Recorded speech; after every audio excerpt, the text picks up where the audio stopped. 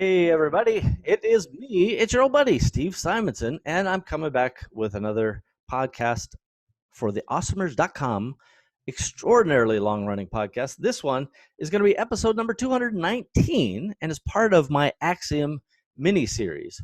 So this Axiom Mini Series is where Steve talks about all of the axioms he has, which is a code word for I repeat myself often, and if I don't marketize it, I seem crazy.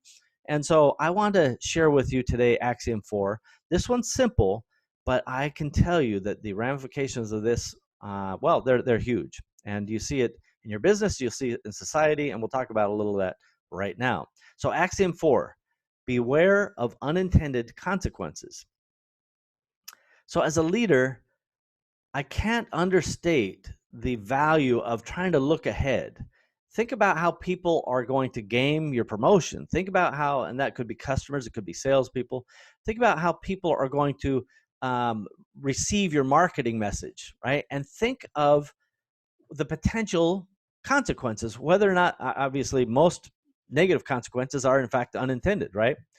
And I'll give you a great example. We're in the COVID pandemic world in 2021. The government says we're shutting down a bunch of businesses and we're going to throw a bunch of money at it. And this has created extraordinary unintended consequences. One of those is the fact that it's very, very difficult to hire workers in the United States and many Western cultures where the government is just punching a bunch of money into the unemployment system. And McDonald's just released a statement and maybe an analysis on some level that the states that have ended the unemployment, it's a lot easier for them to hire employees because they're not competing with the free government money, right? I myself was just in Las Vegas for the Prosper show not long ago, and the number of Lyft drivers and Uber drivers is down demonstrably. And everyone I ask, I'm like, why is it taking me 15, 16, 17 minutes to get a Lyft or an Uber? And they're like, not enough drivers. And I'm like, well, I'm glad to see the world's getting back open, but why aren't there enough drivers? They're like, they're all lazy. They're all collecting unemployment. By the way, the unemployment concept was extended to 1099 people, people who own their own businesses, as a unique part of the pandemic relief.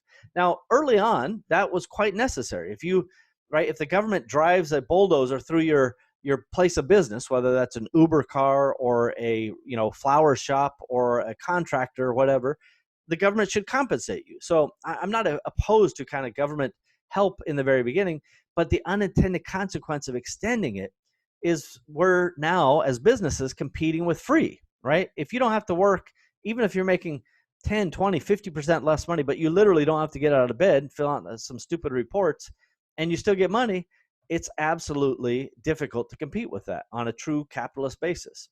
Capitalism works when there's no external unfair influences, and this would be one. Some big, mothership up above is pumping in money where we can't compete. So there are lots and lots of open jobs, but McDonald's has already foreshadowed what will happen and what we've seen happen with other kind of government bailout scenarios.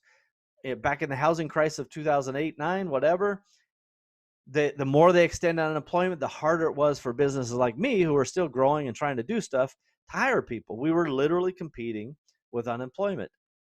That is that's a big picture unintended consequence. What I want you awesomers to concentrate on is, what are the impacts in your business, the unintended consequences that you can avoid, whether it's launching a new product, right? And maybe trying one of those shifty, sketchy review services, or it's, even changing your listing. Maybe you're like, oh, I think this would be a great new listing, but everything's working. You're just trying to tweak it just a little.